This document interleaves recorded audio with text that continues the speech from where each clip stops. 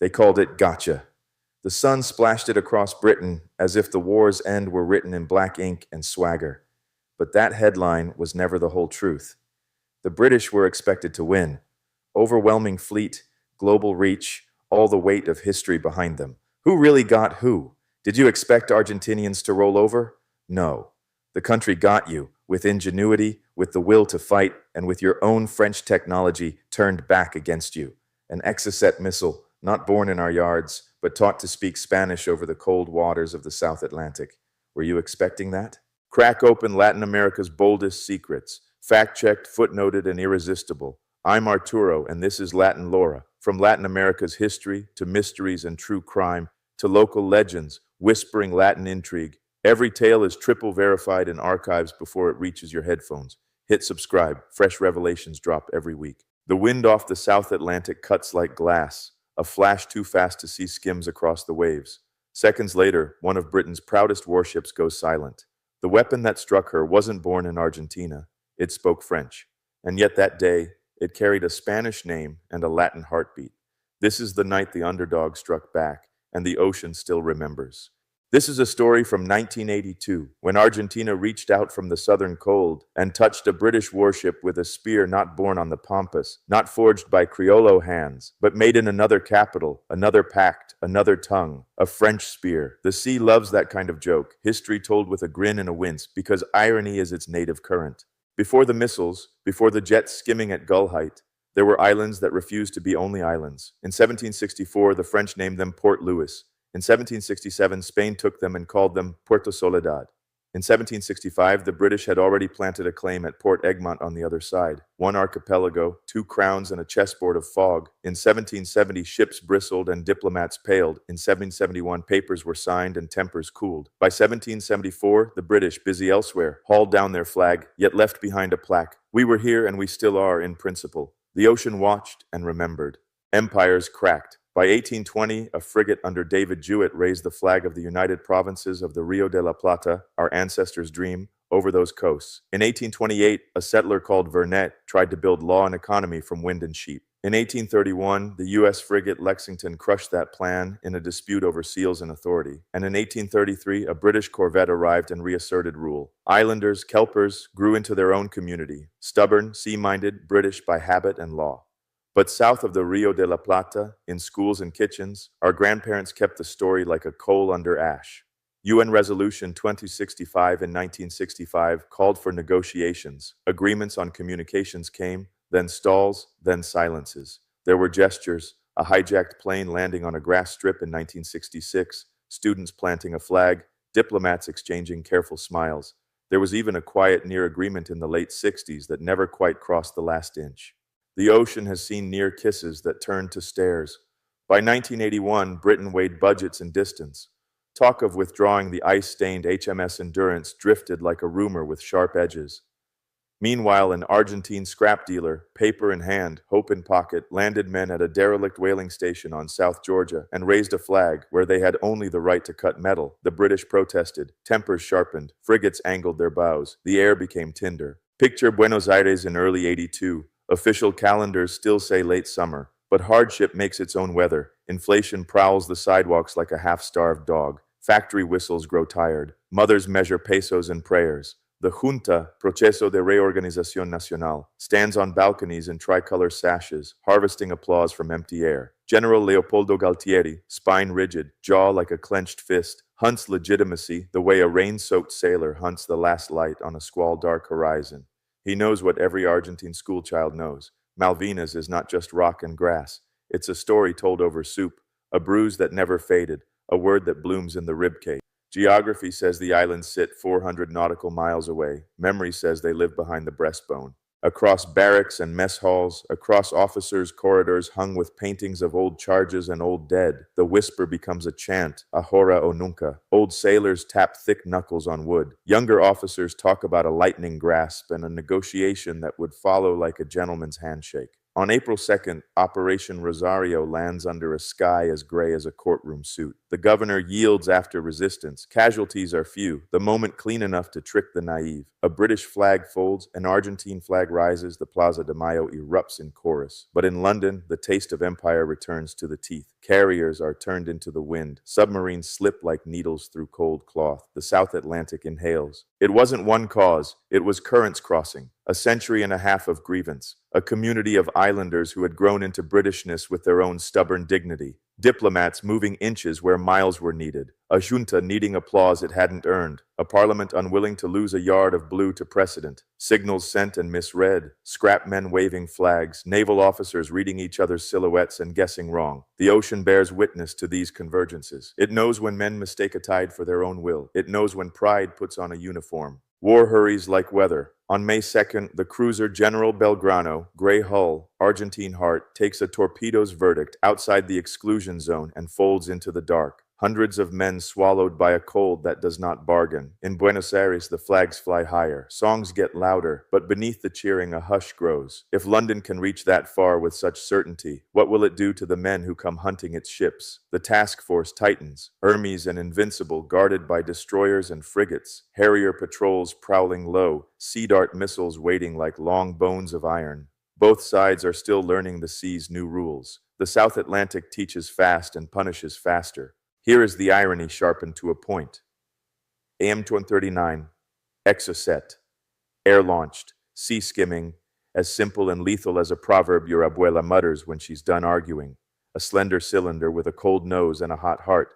Something like 165 kilos of explosive tucked behind a radar eye and a stubborn will. It skims gull-high where radar curves away, trusts inertial numbers for most of its sprint, then wakes in the last seconds and looks. Range in tens of kilometers, speed kissing Mach 0.9, fast enough to make seconds a currency you can't counterfeit. It is not Argentine by birth. It wears French vowels and peacetime paperwork. It was sold in those quiet years when contracts were diplomacy's second language. But war translates everything. In 1982, Exocet learns to speak Spanish with a Rio Grande accent and pronounces one sentence with terrible clarity. The Dassault Breguet Super Étendard is French pragmatism with wings. Single engine, folding tips for tight decks. Thompson CSF Agave radar, no peacock, just a worker that prefers sea to mountains. Argentina has only a few. After April, France closes the hangar door. Embargo, manuals left mid-sentence. But memory can't be embargoed. Pilots remember refueling brackets with KC-130s, hoses uncoiling like black eels. They remember the Agave's peck. Brief, disciplined sweeps that test the world without lighting a beacon. Ground crews remember which wires sulk in damp, which seals complain in cold, which panels will bite your knuckles. Hands know what manuals forget. They train low where waves turn to teeth. They trade nicknames like charms, copy, tenny. They rehearse a mission that is pure archery, arrive unseen, loose, and leave. No dogfights, no hero loops, only numbers and nerves. And here comes the underdog heartbeat. 5. Count them cinco, air-launched Exocets in Argentine hands. A Navy aviation arm that must coax a patched fleet of aircraft into ranges written on a knife's edge. Latin ingenuity, Magna Criolla, means nursing old Neptunes with cannibalized parts, inventing workarounds, asking physics to be a friend for just 1 minute more. That's our pride. Not superstition, but stubbornness that learns the machine like a prayer. Across the water, the Royal Navy lays out pickets like fingers feeling a hot stove. Type 42 destroyers, Sheffield, Glasgow, Coventry, go forward to be the first to see and the first to shoot. Sea Dart is a long spear designed for high-flying bombers in a different war, a different sky. But this sea, this week, this enemy, everything is lower, closer, hiding under the planet's curve. There is no long-range airborne early warning orbiting above the task force. No high, godlike eye to look down and say, there. Radar spins, coffee cools, watchstanders fight the seduction of routine. Inside this rhythm, danger threads its first stitch. Over the western horizon, a Lockheed SP-2H Neptune, older than some of its crew, patched like a fisherman's net, growls through a gray morning. Call sign 2P112. Its engines hum a Cold War lullaby. This is the Latin underdog at full measure, a crew that reads weather by boneache, radar by instinct, and the sea by smell. Today they hunt ships, not romance. They climb and dip, combing water with a screen that paints and erases like a moody artist. Around 0750 local, then roughly 08.14, then 0843. They send coordinates and bearings south and east. Voices steady because excitement bends numbers. With each call, they tie another knot in the cord that two Super Étendards will use to pull themselves into range. After this day, the Neptune will limp. Her age will finally win. But today she holds together because stubbornness is a kind of glue. Tierra del Fuego. The hangar breathes kerosene and wet wool. Two Super Étendards roll into the wind, undersides burdened with their foreign steel. Capitán de Fragata Augusto Bedacarats in 3A202. Teniente Armando Mayora in 3A203. Names said calmly, hands steady. They lift and settle low, almost skimming the sea's breath. A KC-130H lowers baskets like lanterns. The jets drink once and only once, because in this geometry there is no second chance. The agave stays mostly muted, pecking at the world. Small glances, no long stares. This is not theater. This is a duel with clocks and curvature. To the north, Glasgow notices first, twitches on a scope. Men leaning in, chaff teams ready. To the south, HMS Sheffield steams in defense watches. Not asleep, not sprinting. Her routines still routine. The radio nets chatter, a weather of reports and queries. Inside that weather, fate clears its throat. Hunting turns seconds into stones. The Super Étendards make a short climb to let the radar breathe, to peer over the small hill the earth places between hunter and prey. On the glass, specks that look like ships, the right shape, the right echo. Numbers are warmed, spoon-fed to the attack computer. The jets sink back where even gulls look big. The Neptune's last fix sits like a candle in the mind. Distance narrows to a strip of sea. The clock begins to raise its voice. British logs will write it 1403 Z. Local clocks say 1103. Bedacarats' thumb moves. Clean separation, a short gutter of smoke, and the first Exocet grows its own will. A heartbeat later, Mayora's missile leaves the rail, as if it had been waiting all its life. The pilots turn away. Living men don't loiter under angry radars. The missiles hold the straight promise the men can no longer supervise. On Glasgow, chaff blooms, metallic confetti forming a false ship to seduce an unblinking seeker. On Sheffield, a thread on the horizon becomes a line, becomes an idea, becomes danger. Procedures exist. Turn toward threat. Accelerate. Fire chaff. Arm sea dart. Say the word that means do not think. Do. Procedures are lullabies without reflex. Reflex arrives late when screens and hearts hesitate together. Imagine a wave skater in a light wind. That's the Exocet's glide. Gull high, earth curved, insistently low. For most of the sprint, it believes the jet that gave it birth. Near the end, it wakes and looks. It sees chaff, bright, broad, self-advertising. It sees a hull, steady, dense. A patient hunter chooses the thing that isn't trying to look big. There is no soundtrack, only air tearing against a pointed nose and a small brain tallying the last meters. On Sheffield, boots clatter, orders cross, hands reach. The seconds are already spent. The Exocet strikes starboard just above the waterline on 2-deck, between galley and forward machinery. The wound is long as a small boat, tall as a sleeping man. Metal folds inward. Heat blooms where no heat belongs. A smell of burning plastic and hot paint sets its hook.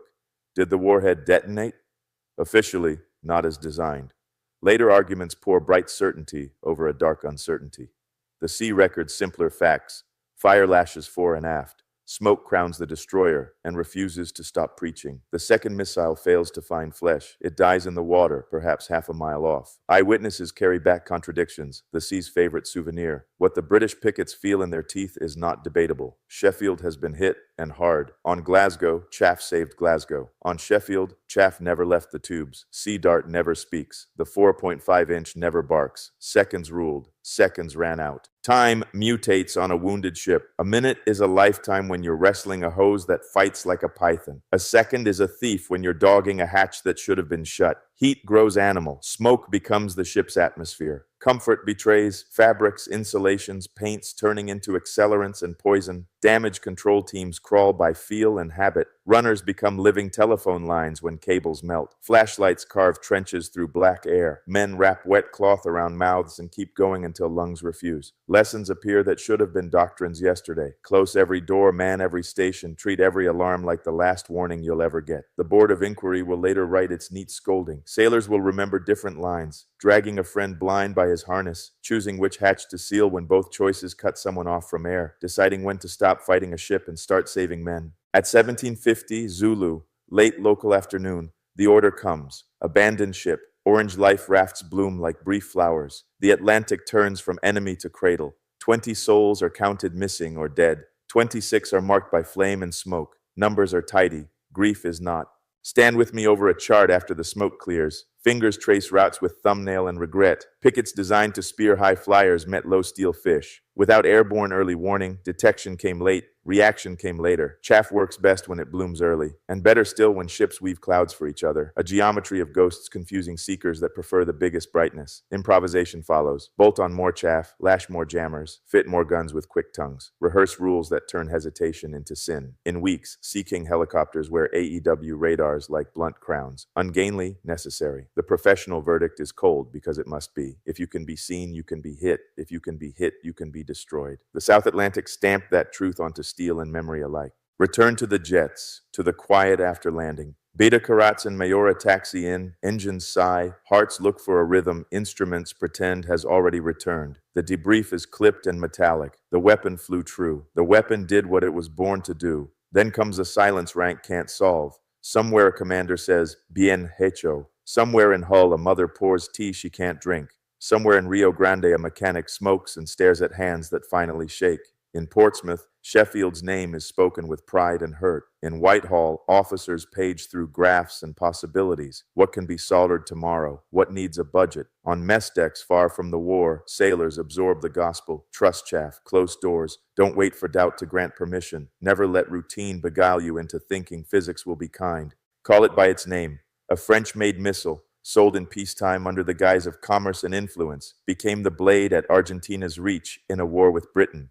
When the cannons woke, France embargoed officially and helped Britain in quieter ways. Technical council, doors opened, favors later remembered in memoirs. Meanwhile, in our hangars, technicians with French surnames lingered a breath longer than decrees preferred, finishing what contracts had begun. Kill switches, secret codes. Politicians later fenced with those stories. Manufacturers denied. The sea shrugged. It recognizes only this. A tool crossed a border before war. War crossed a line with that tool. The embargo arrived too late for the steel already crated. Irony doesn't consult parliaments. Lay the instruments on the bench. Super Étendard, compact, carrier-bred, dependable. Agave radar, small, stubborn, built to taste the sea. Exocet AM.39, about 670 kilograms at launch, a warhead near 165 kilos, flying low where the planet's curve becomes an accomplice. None of these alone is sorcery. Together, with pilots who've learned the ocean's humor, they become a single sentence that ends with a period you can hear. But don't let the hardware drown the human. A thumb pressed a button. A lookout shouted too late. A sailor's hand found a wrench because hands need something to do when the world catches fire. This day divides between those who made a choice and those from whom choice was stolen in seconds. The war's calendar and the underdog's sting. May keeps moving. On the 25th, Argentina's Dia de la Patria, another pair of Super Étendards come low and hot and set their exocets against Atlantic Conveyor, a merchant ship conscripted for war, decks crowded with helicopters and hope. She dies under tow 3 days later, and Britain pays for that loss in miles of peat and muscle, marching where rotors should have lifted. On May 30th, Argentina spends its last air-launched Exocet in a carrier hunt that still breeds claims and counterclaims like foam against a rock. Count with your fingers and feel the absurd arithmetic. 5 AM-39s in Argentine hands at the start. 5 steel sharks to shake a Navy's doctrine, to paint caution on admirals' foreheads for years. Underdog, see, but with teeth. In Portsmouth pubs, if you sit quiet, you'll hear it. We learned, a sailor says, voice low, fast. Sea Kings grow blunt crowns of AEW radars. Ships bristle with more chaff, more teeth. Watch bills tighten. Drills shed ritual and become something harder, closer to prayer. Sheffield becomes a lesson hammered into steel and syllables alike, minute by minute, for the lovers of clocks. Some of you want the beads of time to fall cleanly into the bowl. Take them. 11 decks, local. 2 Super Étendards ride 10 meters over whitecaps. Gull height. The KC-130's fuel is warm in their veins. At this speed, there is a hush, a pressure under the teeth older than words. 11:02. A brief climb, a peck of radar, blips where the math says blips should be.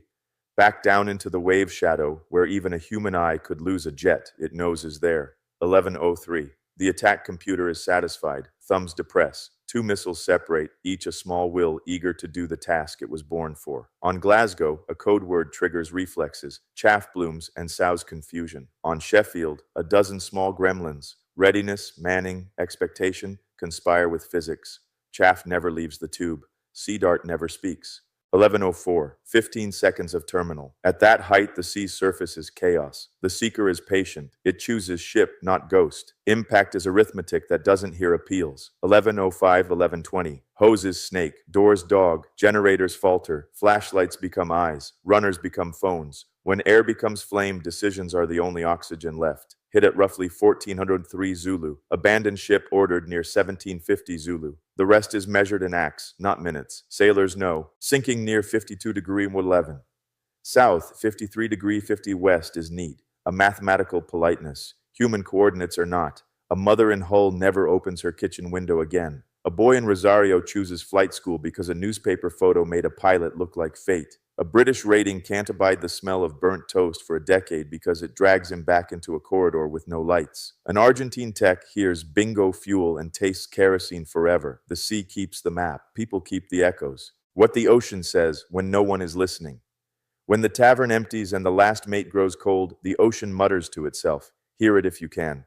It says, "You thought tools were yours. Once you throw them into me, they are mine." It says, "Doctrine is not a shield, only a plan, and I respect nothing but physics." It says, "Respect horizons, they respect no one." It says, "Remember minutes, not months, because minutes bury ships and months only write plaques." A French label, Spanish breath, English lost strip away the poetry for a moment. A NATO-made missile, stamped "Fabriqué en France," sold in peacetime, became the blade at Argentina's reach in a war against Britain. France embargoed when guns spoke, helped Britain where it could with knowledge. But steel already shipped is stubborn. On May 4, 1982, low and fast, a French missile answered Spanish voices and set an English destroyer on a path to the bottom. Destiny relishes such lines. Tools of one empire serving the ambitions of another. The ocean repeats this joke each century, waiting to see who laughs and who learns. Why this tale sticks and what Latin pride keeps. Why does this story cling? Because in 10 minutes, it shows a century. Technology debates doctrine, physics referees without mercy. Empires forge weapons that return with new owners. Political desperation can fly faster than prudence. Brave men on both sides run toward the worst minute of someone else's life and come away older. The South Atlantic forces two truths into one breath. Courage matters, and physics doesn't care. But there's a third truth we keep, those of us from the long spine of the Andes to the wide mouth of the Plata. Ingenuity is a kind of courage. Latin pride is not loud, it is stubborn.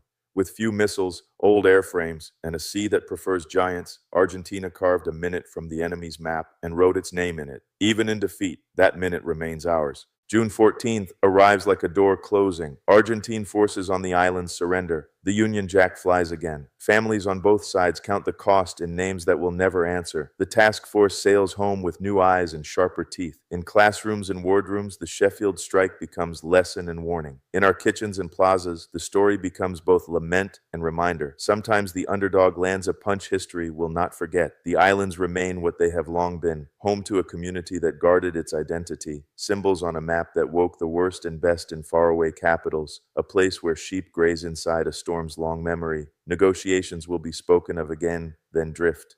Flags will stay where they are, but the ocean, the ocean, keeps the wake of an Exocet like a line scratched into glass. The ship sank on May 10th. The war moved on. Land battles flared. Helicopters missing from Atlantic conveyors' decks were missed in mud and miles. The task force grew new eyes and teeth.